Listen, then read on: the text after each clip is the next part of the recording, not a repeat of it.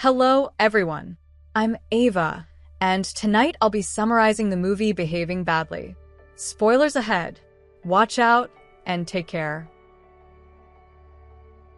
Rick Stevens, the main protagonist, introduces us to his life, explaining how messed up things are for him. He's dealing with a lot of problems these days, like the fact that he got crabs or that his best friend is in jail because of him. As he walks down the stairs, he finds his mom unconscious on the couch, surrounded by a bottle of vodka and a few other things. A pile of letters is scattered in front of her. Before attempting to take her own life, she wrote a letter for her dog. Panicking, Rick calls an ambulance, which takes her to the hospital. A police officer arrives and starts asking him some basic questions. After the police officer leaves, Rick discovers the last letter Lucy wrote, in which she reveals that she found out about the affair between her best friend, Mrs. Bender, and Rick. This revelation forces Rick to confront the reasons behind his mother's distress and deal with the messy situation that led to this moment. After that, Rick begins to tell us how it all started, and we flash back to his past.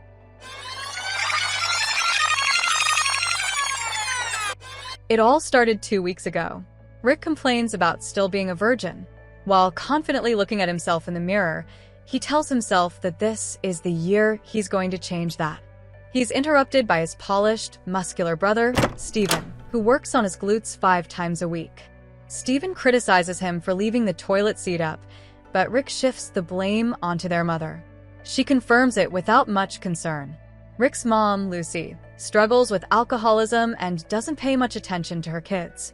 She constantly talks about Rick's father, who refuses to get a divorce because he neither can nor wants to pay for it. This creates a tense atmosphere at home. Rick's sister, Kristen, works at a strip club and leads a chaotic life, trying to find her path. As Rick leaves the house, he runs into his father, Joseph, who also neglects his children and frequently leaves them alone. Joseph asks Rick for a camera. Apparently, the man enjoys photographing birds in nature, so Rick hands it over to him. As Rick walks, he tells us that it was April 14th that day and that everyone in the story he's about to tell is guilty of something. Rick works part-time for Jimmy Leach, dealing pills when necessary. Just look at that mustache. She orders him to go to Cherish because she is lost in action again. When Rick arrives at the dancer's house, she refuses to go to the nightclub and instead starts seducing him. They strike a deal. She'll give him a blowjob, and in return, he'll tell Jimmy that she had to go get her stomach pumped. Rick agrees, and the whole thing is over quickly.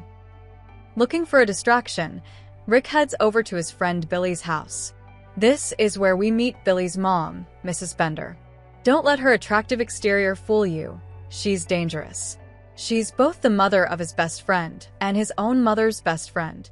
He tells him that Bill is upstairs and that he probably... She was right. Rick catches Billy in the middle of polishing the knob.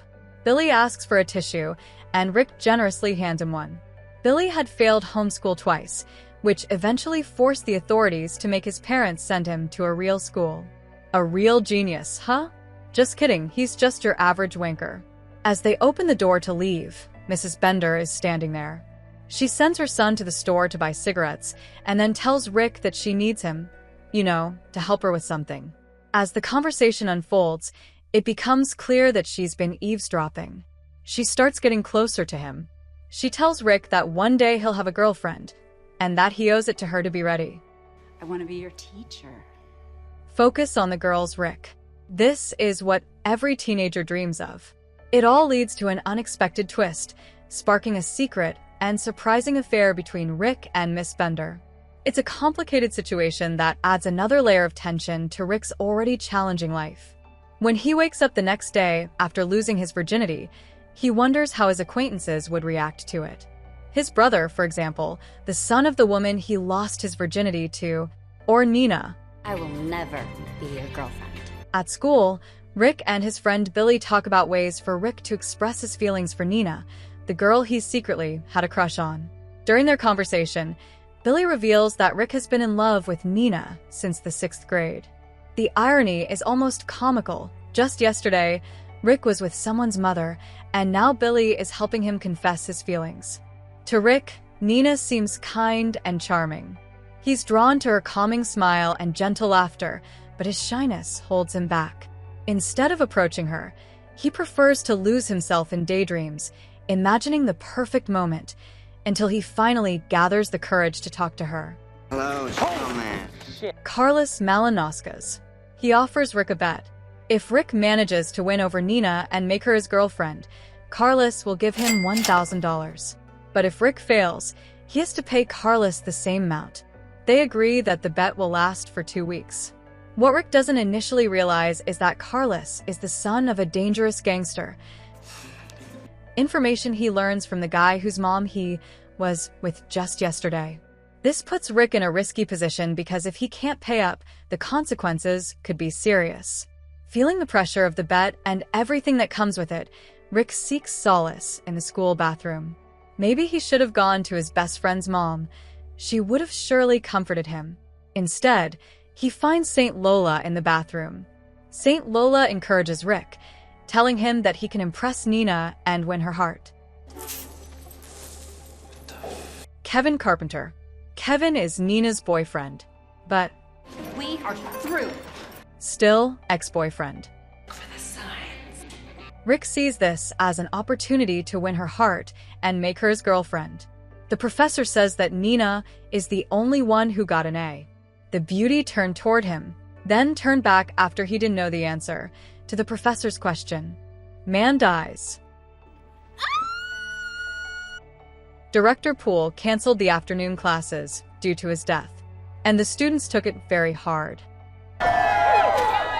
As the class recovers from the sudden death of their teacher, Rick sees an opportunity to get closer to Nina. On their way out of school, Rick talks to Nina and invites her to accompany him to the teacher's funeral.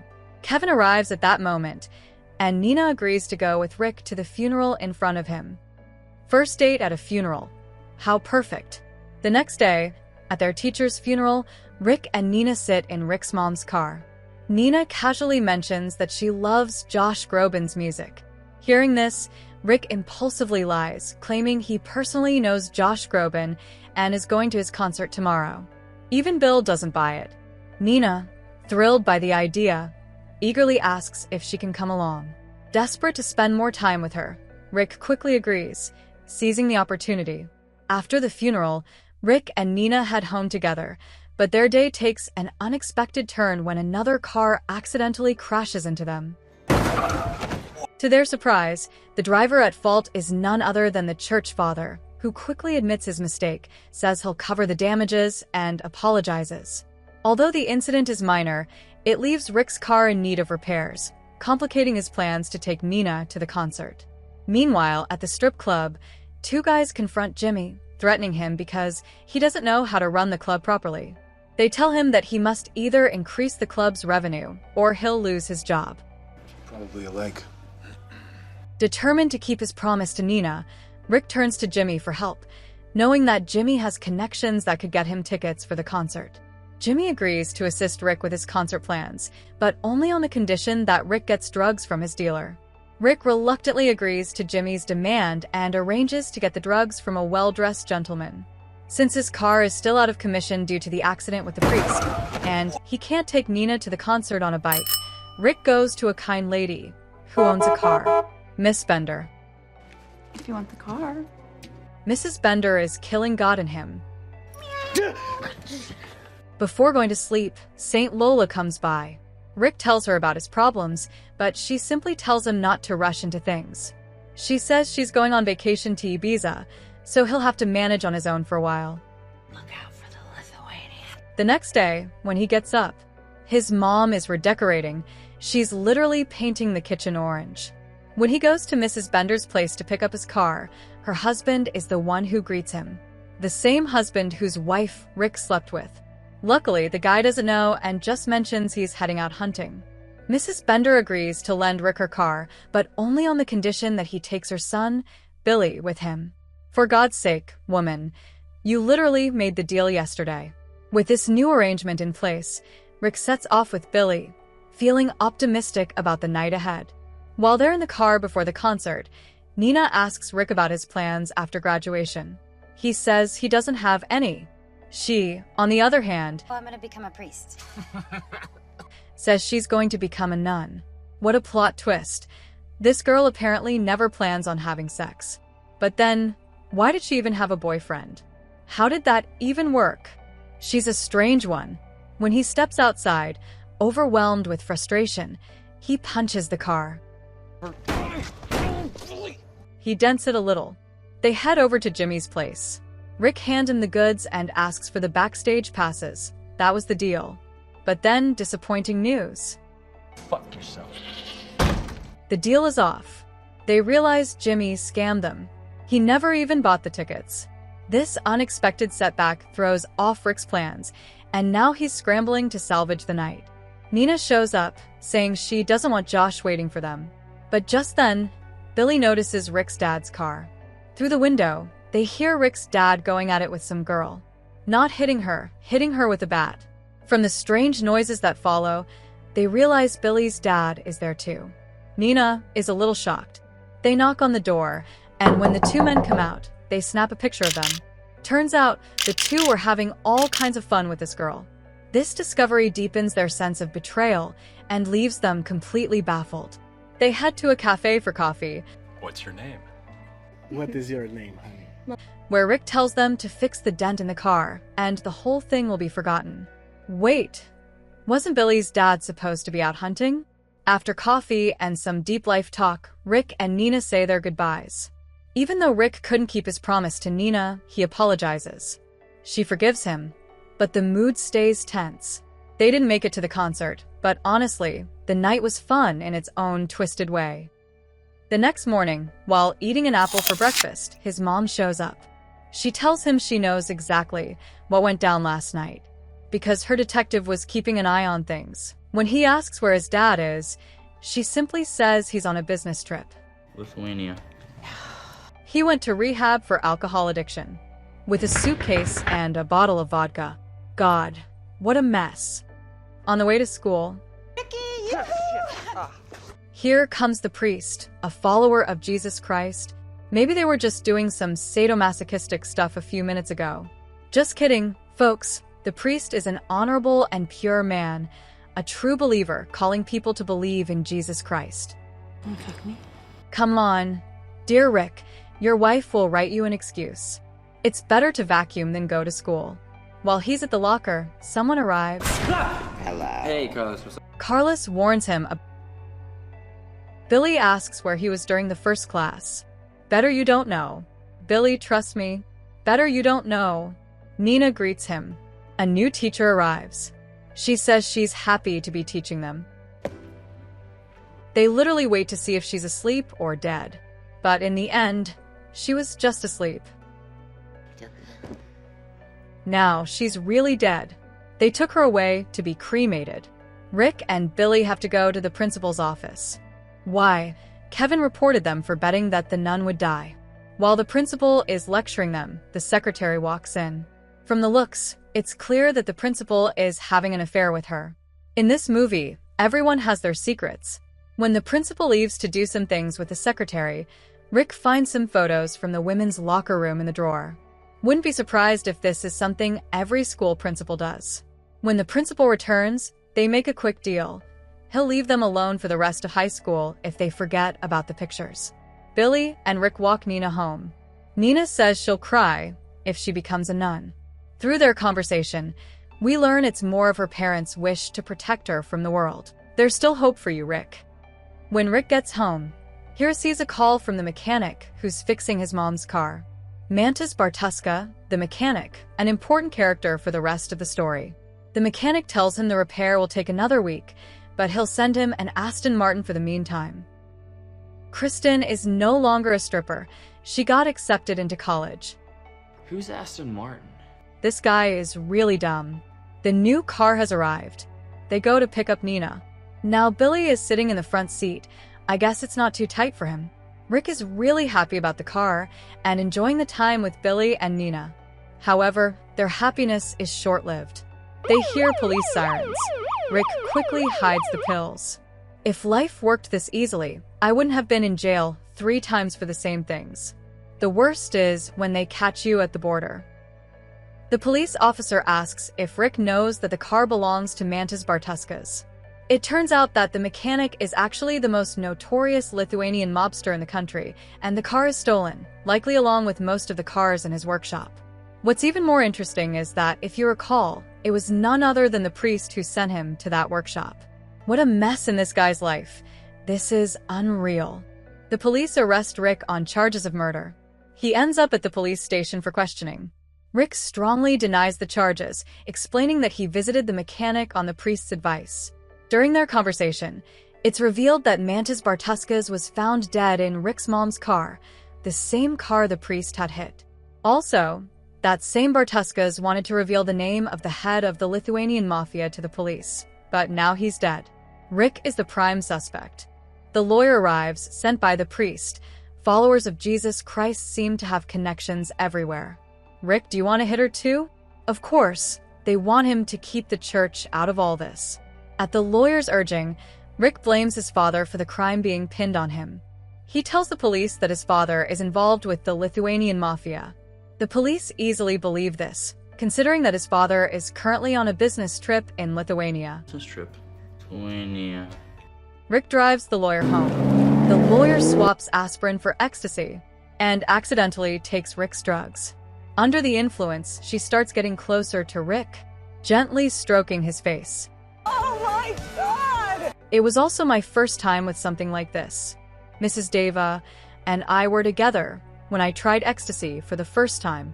Despite the lawyer's advances, Rick remains loyal to Nina, rejecting the lawyer's offers and leaving her at her house. We're this close to my promised land. When Rick got home, he found that his sister, Kristen, had invited a few of her friends from the nightclub.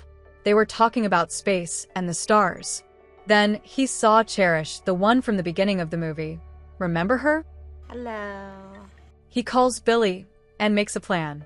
Rick comes up with an idea and tells Billy that they will open a club for one night to earn the $1,000 they need to give to Carlos. Rick tells Kristen that they should throw a party to celebrate her getting into college. Everyone agrees. But his real intention is to make $1,000 tonight and ensure that Carlos doesn't kill him. He also wants to take things slow with Nina and not rush her into breaking her seal. Of course, Billy, as a true friend, helps him. I wonder how he'd react if he knew that this same friend was regularly banging his mom. We also find out that his brother Steven is gay, and his follower is right next to him, most likely his boyfriend. Naturally, a party like this wouldn't be complete without Miss Bender, but Rick isn't too thrilled to see her. She mixed 2 aspirins with 2 ecstasy pills, and now she's even crazier. Then Billy leaves, and she starts chasing him around the table. Dear God, save us. She grabs a blender, and this is so disturbing. How is it possible for a 50-year-old woman to be this horny? Billy walks in on his own mother doing it on the floor. She acts like it's completely normal. Dude, you turned out pretty okay. All things considered. Rick then calls Jimmy to the party to take care of Billy's mom. How desperate do you have to be to call this idiot for help? Cut to Jimmy washing dishes. The party starts, and Billy and Rick start making good money. Soon, Jimmy arrives, and Rick sends him straight to Miss Bender. Then Nina arrives. She can't believe what the hell is going on.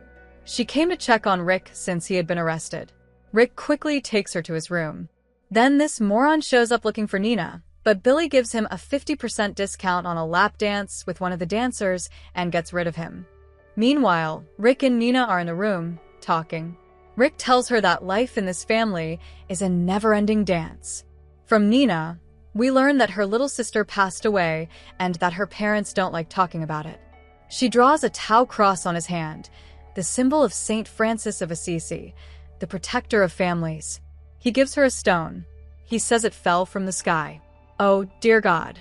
Rick tells her that she is incredible, and just as they were on the verge of kissing, a fierce woman bursts in. What is going on in here? But wait, wasn't the man with the distinctive mustache supposed to take care of her? I know people in my personal life whose fetish is smelling stinky shoes.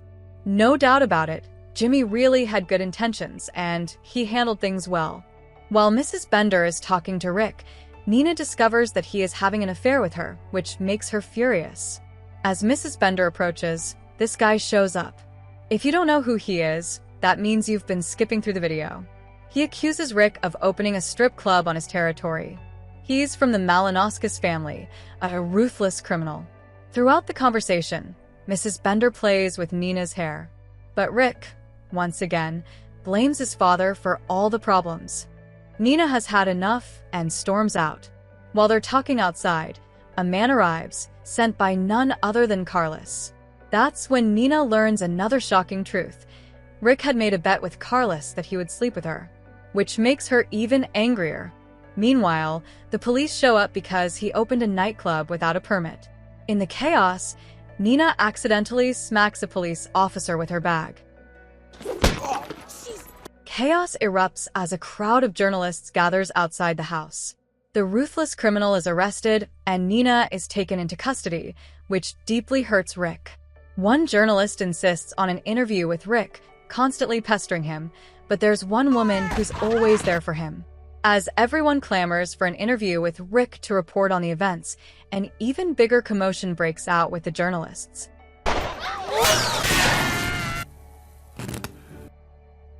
The next day, Rick is taken to jail, but before he visits his friends, he spots the director, who's been arrested for having a camera in the women's locker room. Justin Bieber is also arrested. I'm serious. Check it out yourself if you don't believe me. There are also Jim, Kristen, Kevin, the guy Rick regularly helps vacuum his house with his mom, and Nina. Nina says she liked him and thought he was different. After everything that's happened, she says she doesn't want to see him anymore. Rick blames others for the things that have happened to him. Nina tells him to take responsibility for his own life. As he walks outside, he remembers all the moments with Nina. When he returns home, Rick gets a call from his father, who's in a tough situation after Rick accused him of being involved with the Lithuanian mafia. And you are in serious trouble, young man. Finally, he goes to bed to rest, but then a new problem arises. He got pubic lice. Buenas tardes. Jesus. Luckily, Saint Lola returned a day earlier from Ibiza. She says she has a text message for him from God. Stop thinking with your little head. You were given two. Very good advice. All the events so far have been in flashback, and now the next part of the story begins. Now, let's go back to the beginning where we started.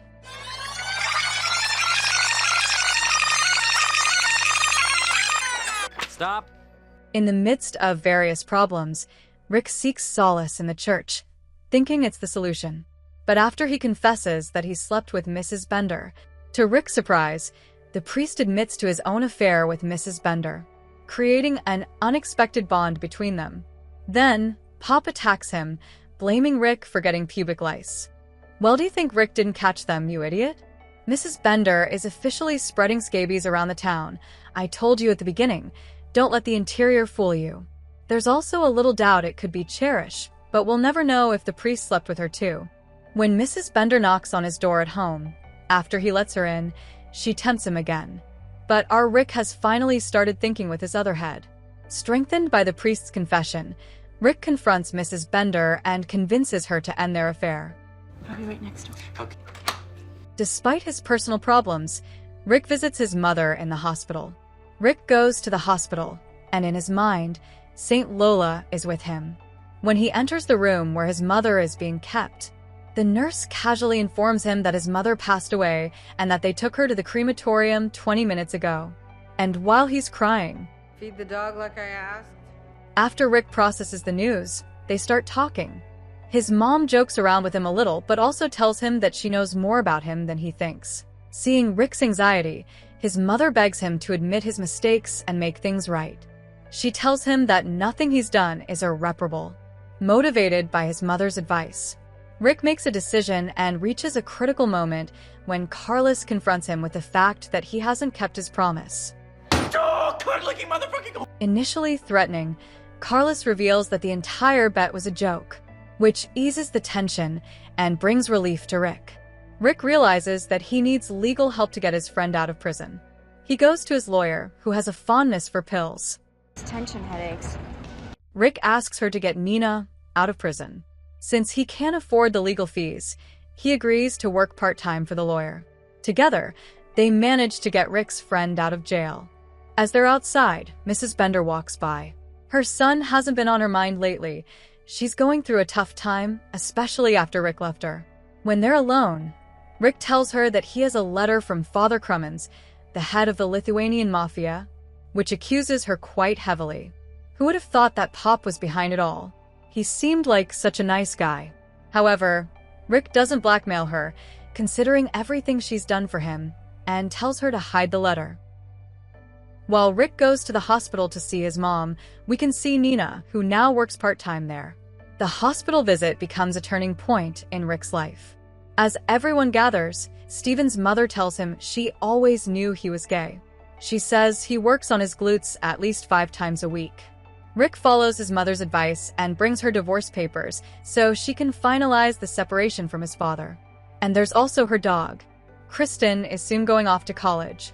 Rick celebrates as he leaves, but of course, he messes things up again. And the chickens are gone. Are you okay? Rick takes the opportunity to apologize to Nina and express his sincere feelings towards her. He says he often does foolish things, but all he ever wanted was for her to like him. Nina confirms that he's an idiot, but admits that she likes him. She also mentions that she overheard his conversation with his family, and it revealed a lot about his character.